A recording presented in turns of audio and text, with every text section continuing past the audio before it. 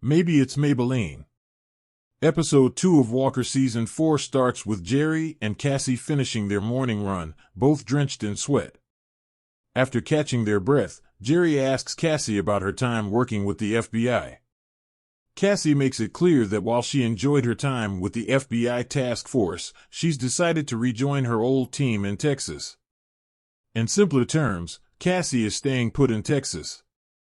Meanwhile, August runs into his grandfather, Bonham, at the ranch and hands him a permission slip for a boot camp that prepares people for the military. Bonham is hesitant, knowing Cordell won't approve, as he has mixed feelings about the military.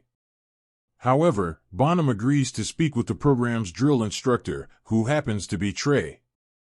As the day progresses, a woman named Maybelline Pratt shows up at the police station. She's a state witness in a case involving Brant Jarrick, a money launderer for drug dealers and human traffickers.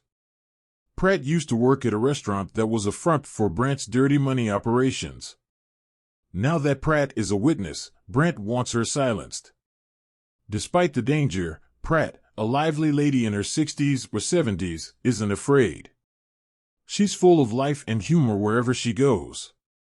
Pratt refuses to go into witness protection, so Cordell has to take her to his ranch for safety.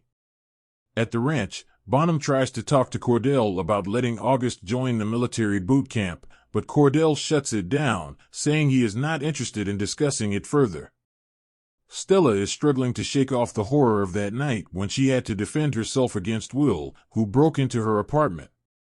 In self-defense, she had to shoot him, but he managed to escape, only to succumb to his injuries later. Stella can't help but feel guilty for Will's death. She revisits the spot where Will crashed his car and died, and while there, she encounters Mike, Will's uncle, who seems to have some sinister intentions toward Stella.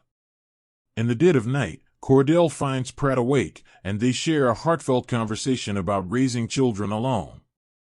Cordell seems troubled, and when Pratt asks, he reveals that August wants to join the military, but Cordell is hesitant. Pratt advises him that if you try to stop your kids, they'll just rebel harder. She advises Cordell to open his heart and let his son follow his dreams. Inspired, Cordell decides to sign the waiver on the condition that August promises to focus on his studies as well. On the day Pratt is set to testify, a thug dressed as a cop snatches her. Cassie and Cordell scramble to locate Pratt, and fortunately, she's left clever hints behind. With Trey's help, they rescue her just in the nick of time. As the episode winds down, Stella enjoys a night out with her pals, including Liam, at Jerry's bar, but her joy fades when she finds a chilling message scrawled in her home: "This isn't over." The episode review. So, who could have written that threatening message on Stella's mirror, warning her that her troubles aren't over and they'll get worse? The most obvious suspect is Mike, Will's uncle. Perhaps he wants revenge on Stella for shooting his nephew, completely ignoring that it was his nephew who broke into Stella's house in the dead of night to harm her. Also, this might be subjective, but there's a gut feeling that what if Mike is the Jackal, the infamous serial killer?